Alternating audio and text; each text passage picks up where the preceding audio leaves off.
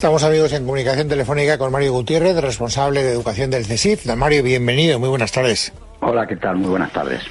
Me sorprende mucho, a mí particularmente, este estudio publicado por la Fundación SM, donde se dice que el 40% de los docentes dice haber sufrido o estar sufriendo problemas psicológicos como depresión o ansiedad. ¿No es una exageración, pregunto? A ver, nosotros evidentemente no vamos a mencionar los datos que nosotros tenemos, son parecidos, evidentemente no es una encuesta a nivel general, una encuesta universal, y que por tanto toda estadística pues tiene, como todo bien sabe, o toda encuesta pues tiene los fallos de estudio que tiene para averiguar estos porcentajes. Pero desde luego, si lo analizamos, lo que está sucediendo en la educación española, pues a nadie le puede extrañar ni sorprender. En primer lugar, y de verdad que no quiero ser muy polémico con lo que quiero decir, porque lo pensamos verdaderamente. En primer lugar, la educación no le importa a nadie, o a prácticamente nadie, porque una vez que los niños y niñas estén en el colegio y en las horas laborales estén metidos en los centros, a nadie le preocupa lo que luego suceda dentro, porque si de verdad importara, no se permitiría que los políticos estén continuamente utilizando la educación como arma política, cambiando la legislación cada 2x3 y evidentemente obviando los paradigmas básicos de la educación, y que verdaderamente se nota que estamos en crisis porque hay que recordar cosas que es que parece mentira que tengamos que recordarlas. Primero, que la educación tienen que ser centros de instrucción y de enseñanza, que evidentemente hay paradigmas como autoridad, jerarquía de un profesor dentro de un aula, o que los derechos del alumno evidentemente tienen que ser corresponsables a unos deberes que los alumnos tienen y que verdaderamente la gente o las personas obvian. Todo esto produce evidentemente un estrés al docente al no verse apoyado bajo ningún concepto, con una burocracia creciente que lo que hace de forma clara es mostrar una desconfianza hacia su propia labor e incluso desnaturalizar la función que tiene que tener el docente, que es instruir y educar a un alumnado. Y todo esto hace porque, evidentemente, ante un caso de acoso, ante los problemas de indisciplina, no tienen ni el apoyo suficiente ni en la forma de poder solucionarlo. Con temas crecientes y con, evidentemente, cuestiones sociales que vienen desde hace tiempo y que nadie pone soluciones más allá de mensajes desde los partidos políticos o de las administraciones educativas, pues para hacer a la sociedad que se haya solucionado algo cuando surge una alarma, que es lo que hace que la educación o la sociedad se alarme. Es decir, cuando hay un caso de agresión, cuando hay un estudio como este, y etcétera, pues la gente dice, oye, ¿qué está pasando? Entonces sale un político de turno y dice, vamos a crear una comisión, o por ejemplo, el coordinador de bienestar emocional que se creó el año pasado. Bueno, y evidentemente no son las cuestiones, porque lo que estamos hablando es de que hay que volver a recordar las evidencias, a lo que es cuando estamos en crisis, alguien está en crisis, es porque hay que estar recordando lo que es evidente. Y evidentemente, cuando se habla de esto de la democracia dentro de los centros, y parece que es que el alumno en una clase tiene que tener la misma autoridad que un docente, pues es que estamos aquí, pues nos estamos volviendo un poco locos. Y yo creo que por aquí puede venir estas cuestiones que, desde luego, si lo estudiamos y lo vemos, a nadie tiene que sorprender. Estás, desde luego, haciendo una enmienda a la totalidad y te lo agradezco, Estás haciendo una reflexión que me parece muy, muy interesante.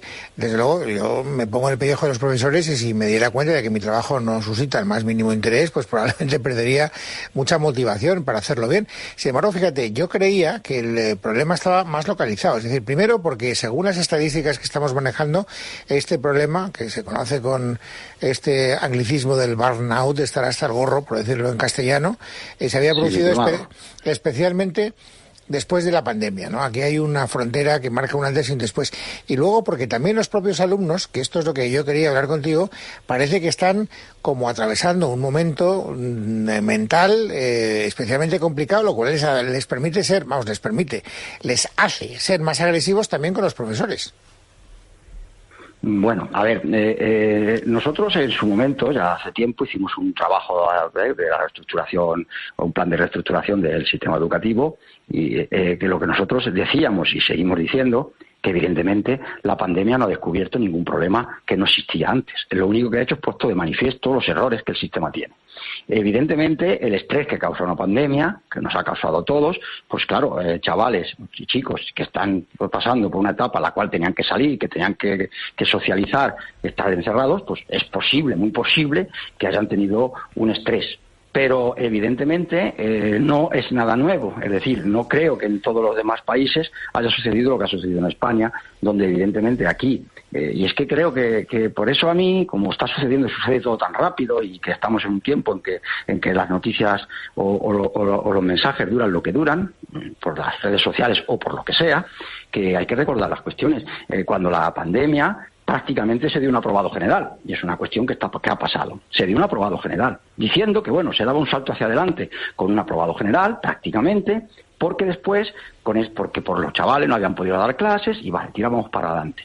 Pero que no había que preocuparse, porque al año siguiente se iban a poner programas de refuerzo para que los chavales, que aunque habían aprobado así como más pronto, pues evidentemente tuvieran esos refuerzos y no perdieran o no obtuvieran los conocimientos que no habían obtenido por motivos de no haber estado en clases presenciales. Pues bien, esos refuerzos, ese programa jamás ha existido, la gente se ha olvidado. ¿Qué está sucediendo? Pues evidentemente que estos saltos hacia adelante, pues ahora los chicos, muchos de ellos, se ven frustrados porque los han dado un salto hacia un sitio que no están capacitados ahora para llegar por no haber hecho las cosas como se deberían de hacer. Y estas cuestiones pues producen estrés dentro de las clases y evidentemente el propio alumnado recibe como derecho lo que no debe de ser un derecho, sino algo conseguido a través de sus esfuerzos y cumpliendo con sus deberes de esforzarse, trabajar, estudiar y evidentemente respetar a sus compañeros y al profesorado. Sí, y todo esto produce pues un clima un poco estresante dentro de los centros, donde incluso el profesorado se da cuenta de que le presionan para que vayan aprobando a gente con una burocracia que evidentemente le absorbe, le agota y le hunde dentro de ese trabajo que ve absolutamente innecesario. A mí me parece muy interesante esa reflexión que estás haciendo, María, en voz alta, pero si todos los profesores estuvierais más o menos de acuerdo en ese diagnóstico, creo que, digamos, la tutela política del sistema educativo español cambiaría, porque lo que yo entiendo que hay detrás de tus palabras es una enmienda al modelo educativo. Es decir, si efectivamente consideramos que los críos no tienen por qué ganarse lo que hacen, lo tienen como una especie de derecho adquirido, la idea del esfuerzo desaparece, la exigencia tampoco forma parte de lo que es parámetro de comportamiento dentro de un aula, si el respeto a los profesores tampoco parece que sea algo que haya que atender, pues entonces efectivamente vamos por el mal camino. Pero el problema es que el modelo educativo que se está imponiendo es este. Pregunto, ¿por qué no hay un consenso suficiente entre los docentes para decirle a los políticos, independientemente del partido en el que estén, oiga usted, el modelo tiene que ser otro y tiene que ir por otra dirección? Pues es que verdaderamente yo creo que sí existe ese consenso en las cuestiones generales. Pues yo cuando el poder político que la profesión tiene es el que tiene. Y evidentemente estamos hablando de que no existe ningún consenso por un pacto educativo, pero resulta que cuando se hacen encuestas o se hacen entrevistas, o sea, incluso la propia sociedad se pide que si era necesario un pacto educativo, evidentemente todo el mundo dice que sí. Después, evidentemente, los partidos utilizan sus medios y sus cuestiones económicas para desviar el tiro y ir por mensajes o por discusiones que no tienen nada que ver con la realidad del día a día, y evidentemente esto es lo que sucede. Y luego, pues sí, es verdad que a veces es lo que ocurre, y yo creo que lo vemos en casi todo, se politiza demasiado, no llevando a lo que es la palabra política en su buen sentido, sino en el partido partidista, que evidentemente ensucia, bajo mi punto de vista, o nuestro punto de vista, todo, y evidentemente hace que sea muy difícil llegar a un consenso educativo. Pero nosotros no creemos ni dudamos de lo que ahora mismo estamos hablando, de que hay que cambiar el paradigma educativo. Mire, ayer por ejemplo salieron unas que son indicios. Ayer salieron unas instrucciones, barbaridad absoluta en la delegación de Guadalajara, y los claustros enteros votaron totalmente en contra, porque no podían aplicar eso que estaban diciendo, que era prácticamente un chantaje hacia que tenían que ir aprobando a todo el mundo. Quiere decir que claro que hay mensajes, lo que pasa que, repito, que la educación es un tema muy complejo, y que verdaderamente lo que más preocupa es que los chavales estén dando de clase, y luego la gente tenemos en España ese afán de tutilitis, que nos importa más que los niños vayan teniendo títulos independientemente después del contenido o del conocimiento real que tienen. Y yo creo que los informes que cada año sacan cualquier institución europea siempre nos deja al pie a la cola. Por eso digo, hombre, claro que estamos haciendo por lo menos CSIC, desde luego, y yo creo que son muchos los que nos acompañan en este mensaje. Claro que estamos pidiendo una reforma conjunta a la totalidad, casi, claro que sí, evidentemente manteniendo los dogmas que la propia Constitución dice. Sí. Pues eso, el derecho a la educación para todos los ciudadanos, la igualdad ante ese acceso a ese derecho y evidentemente ayudar a todos los que puedan y hacer un esfuerzo muy grande hacia aquellos que por motivos X no pueden llegar a los conocimientos para tener las ayudas necesarias. Eso estamos claros, pero a partir de ahí, pues hombre, hay que variar muchas cosas. Si somos el país con más fracaso escolar, somos el país con más repetición, somos el país con más paro juvenil, somos el país, además, no es de ayer, es que en los últimos 30 años es así. Pues hombre, si es verdad que eso no cambia el paradigma de la educación, que desde el año 90 es más o menos siempre el mismo, y evidentemente no hemos avanzado nada en 40 años o en 30 y pico años, y no decimos que no hay que cambiar el paradigma, pues yo creo que pues seguiremos haciendo unos tiros en el pie. Cada X tiempo se dará una noticia de este tipo que alarmará o preocupará a la sociedad durante ese día, y luego pues sacará el mensaje de turno de que se va a hacer a través de no sé qué coordinador, de trabajo de no sé qué o evaluación de no sé cuánto, y seguiremos en el mismo terreno y en el mismo tipo. Sí, yo entiendo, en 10 años estaremos en el mismo sitio. Entiendo lo que me dices y creo que es muy clarificador. Lo que pasa es que no termino de entender si efectivamente lo que tú me estás contando fuera una tesis que compartiera la mayor parte de los docentes.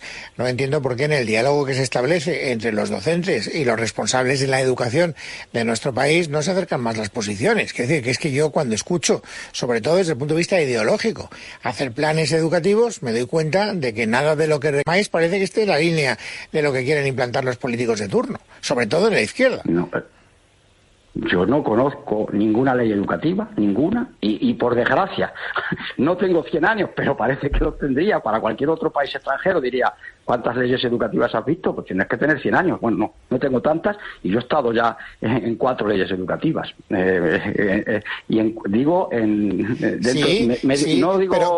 Jamás ha habido una negociación. Pero fíjate, con una idea pendular, es decir, cada vez que llega a la derecha trata de decir, bueno, vamos a elevar el nivel de exigencia, vamos a hacer que no haya aprobados masivos, vamos a tratar de implantar el respeto en las aulas. Llega a la izquierda y entonces cambia el criterio, entonces vamos de un lado vamos al siguiente.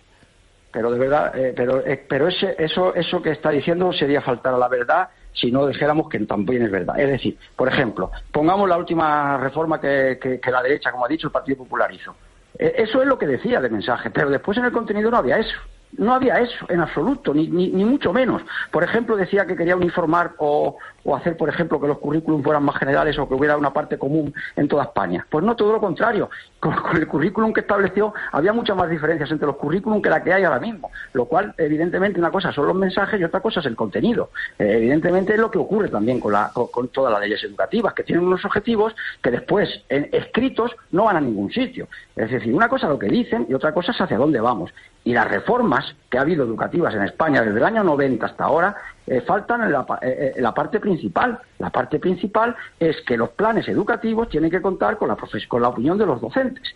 Y nunca, jamás, en ninguna ley se ha tenido en cuenta para nada la profesión docente. Los currículums se hacen fuera de los aulas, los planes de estudio se hacen fuera sin contar con los profesionales, más allá de estos profesionales que están en despachos hace 1000 años. Y evidentemente esa es la cuestión. Cuando se habla de la autonomía de los centros, se habla de una autonomía de los centros que encima los docentes no tienen nada que ver porque vienen de las propias inspecciones. Con lo cual estamos hablando de que es que no es verdad que las leyes educativas tengan un motivo pendular, porque la parte gruesa del tema, además casi siempre cuando hay una reforma educativa, solo son siempre 2 discusiones. 2 discusiones que después, por cierto, no tienen ni tan siquiera una modificación real en cada ley, que es el tema de la religión en la escuela y el tema de los conciertos educativos. Esos son los temas que después se discuten cuando hay una reforma educativa, que después no cambian. El tema, el número de alumnos y alumnas que hay en el sistema educativo dentro de los concertados es el mismo siempre, más o menos. Y el tema de la religión, pues ahí está, ahí sigue, y no pasa nada. Y sin embargo, los temas fundamentales, como es el fracaso escolar, el abandono, la tasa de repetición, el nivel de los niveles PISA, el tema de las convivencias en los centros, etcétera, eso no se modifica para nada en ninguna ley educativa. Eso no cambia, es que no cambia para nada. Y repito que cuando después algún gobierno dice que va a dar pasos hacia unificar, por ejemplo, el sistema educativo, no hay ninguna modificación. Todos sabemos que la LOE, la LOMCE, es que es la que sepas toda la del Partido Popular, hablaba de una uniformidad en el sistema educativo que después no se produjo. Y después no se atrevió, por ejemplo, a decir que el tema de la educación en español en toda España y cosas así. Y no fue a ningún sitio. Es simplemente palabras que después no se llevan a caso porque no están dentro de lo que después hay que ejecutar en los planes educativos, claro. En fin, Mario, te agradezco mucho que nos hayas ayudado a entender mejor el fondo del problema. Es un poco melancólica esa reflexión, si quieres que te diga mi opinión particular, porque no veo ningún espíritu de enmienda por parte de los partidos políticos que nos gobiernan. Pero bueno, por lo menos, oye, lo denunciamos, dejamos clara aquí esta exposición y el que quiera atenderla, pues libre es de hacerlo, si te parece. No, por mi parte, ya desde luego, nosotros es melancólico porque llevamos mucho tiempo diciéndolo, pero también le vamos a decir que no vamos a cejar en nuestro empeño de seguir diciéndolo. Y evidentemente, en el caso propio de lo que estamos hablando, pues evidentemente dar una autoridad docente para su profesión, que es algo totalmente absoluto tal, evidentemente que les den tiempo para educar y no para hacer burocracia, y en tercer lugar, pues que se tenga en cuenta su opinión para poder educar a los niños. Mario. Vamos, yo creo que es algo tan básico que parece mentira que tengamos que estar diciendo esto en 2023, pero es así. Un abrazo muy fuerte por habernos ayudado a entender mejor el problema en su dimensión absoluta. Gracias y un saludo cordial. Hasta la próxima. Muchas gracias a ustedes.